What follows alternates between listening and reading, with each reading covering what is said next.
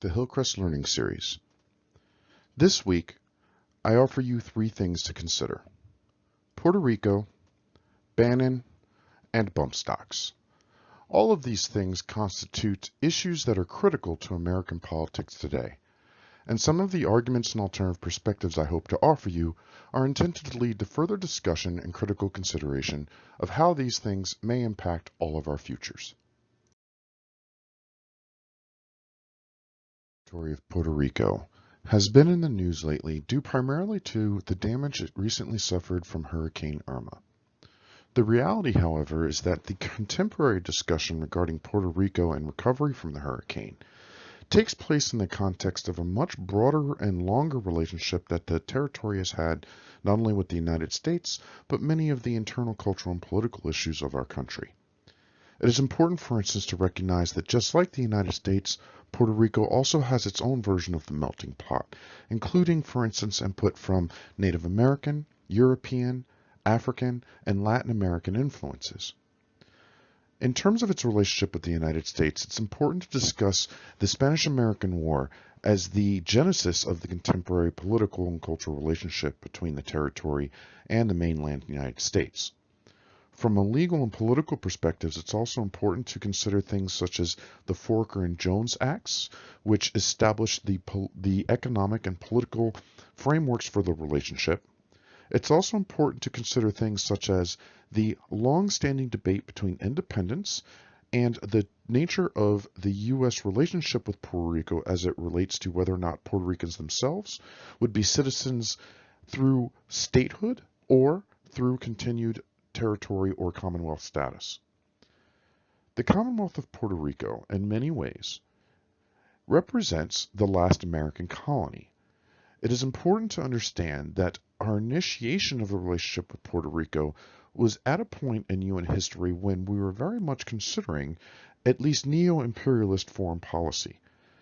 All of this sets the stage for what we understand to be the discussion of Puerto Rico. Puerto Rico has been in the news lately, not only because of the devastation it suffered due to Hurricane Irma, but also because of President Trump's response to that devastation. There have been a variety of different questions raised, from what are the U.S. responsibilities to a territory or commonwealth versus a state? Should Puerto Rico be a state? And are there various specific components to Trump's response that should be considered? Some, for instance, argue that, similar to some of his other discussions and policies regarding race, immigration, and other issues, there's a racial component to his response to Puerto Rico as well. There are definitely questions regarding how much it's going to take to rebuild Puerto Rico relative to the debt that it is already in. Finally, there are significant questions as to how his handling of Puerto Rico, as well as the issues of statehood and overall rebuilding, will affect the political geography of the United States. In the end, the key questions for Puerto Rico are whether or not it should continue to consider statehood, and whether or not the consideration of statehood is something that the continental United States is actually in favor of. There are significant trade and commerce issues relative to Puerto Rico continuing to pursue statehood or staying as a commonwealth. In either regard, these issues are all playing out in relation to President Trump's response to the disaster it's currently trying to deal with.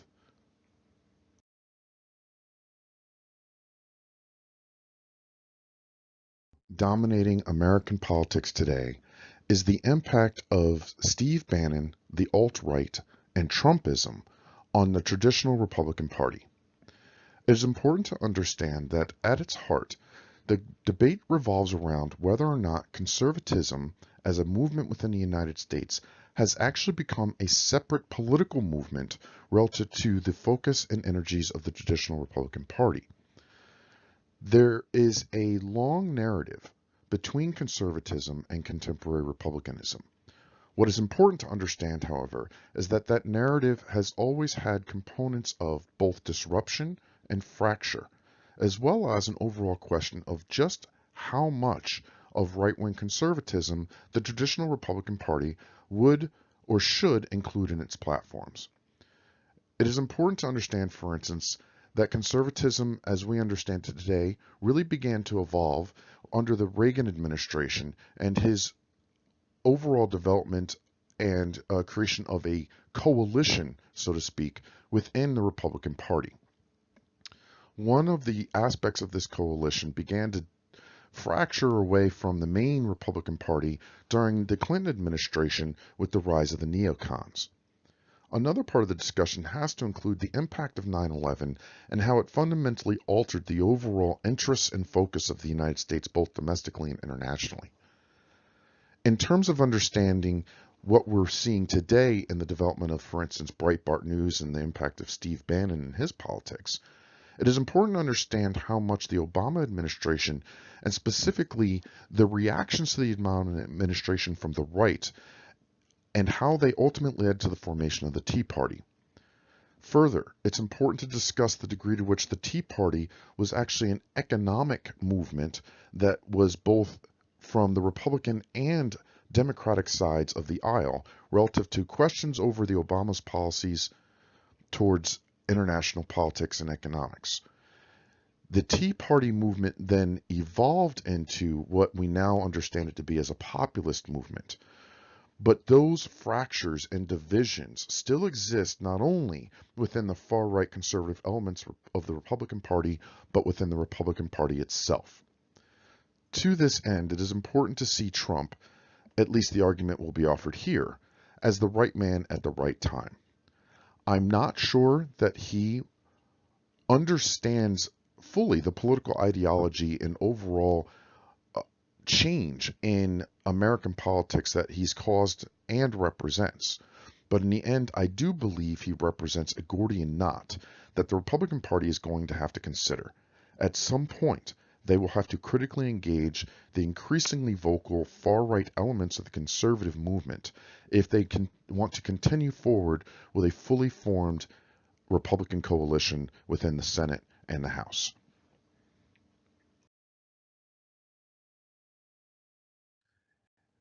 It could be argued that relative to understanding the current state of the Republican Party and conservatism in particular, that Steve Bannon is in fact more important than Donald Trump. The reason for this is because he, in many ways, is directly responsible for the changes in overall development of the current far-right or ultra-conservative voice in the United States. It is important to understand his background and how it directly led to his perspectives and overall engagement with the issues today. It is important, for instance, to understand that he entered the political field not as a career politician or as someone coming from a political background, but rather from a traditional blue-collar family, and his own upbringing and eventual development in a professional sense included both advanced education and military service. In terms of his business interests, his early connections to the media would serve him well as he then went on to meet the head of Breitbart and then became the leader of that media organization.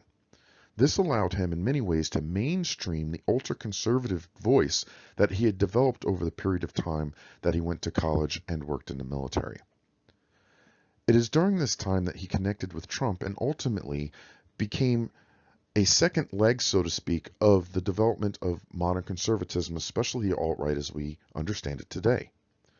What is interesting for the future of republicanism, however, is the degree to which that both he and Trump represent as much of a hindrance to the traditional Republican platform as they do an advantage to the Republicans within the voting dynamic of the United States. Further, in many ways, the ultra-conservative perspectives of Bannon and his supporters have really come to challenge what was previously established as traditional conservatism, i.e. the foundations of the Republican Party. Finally, a key set of questions that people have to consider relative to Steve Bannon is the degree to which he has been linked to not just ultra-conservatism, but frankly some racist or other more quote-unquote deplorable aspects of U.S. society and culture. This is an important part of the argument in so much as it really causes even further consternation for the Republican Party regarding how to incorporate him, his platform, and ultimately his supporters into the Republican Party as they move forward through the Trump administration.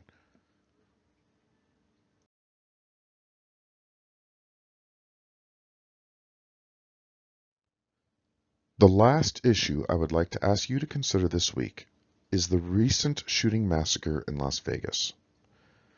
We have discovered quite a few things about the shooter since the incident, including who he is, what exactly he did, and what exactly he intended to do in committing the largest mass murder in U.S. history.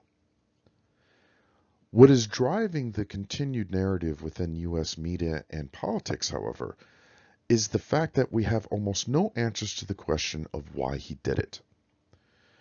Without understanding the rationale behind his actions, it is extremely difficult, if not impossible, for the United States, both legally and culturally, to engage the question of, could it have been prevented? I think what is interesting about the discussion is the degree to which the more he seems just to have been a regular American like all of us, the more we need to begin to ask the question of what does his act mean about who we as a society have become.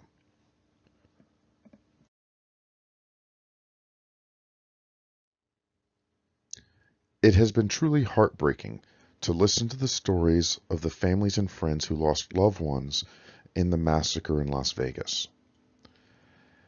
If there is perhaps any political outcome or social outcome that may result from this massacre, it is what seems to be a significant change in the overall nature of the gun control debate in America. Specifically, for the first time, the NRA seems to be taking a stance that is proactively trying to engage some sort of regulation of bump stocks.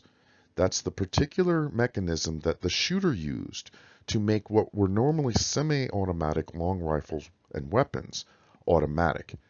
It was, for many people, this alteration to his weapon that in turn allowed him to create such destruction and death in such a short period of time.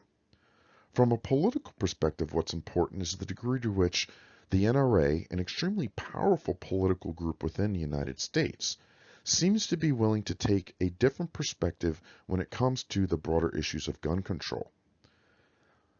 It is interesting to consider, for instance, how the potential change in the NRA position will affect Republicans and other conservatives who have run for office on a strict no-gun regulation platform.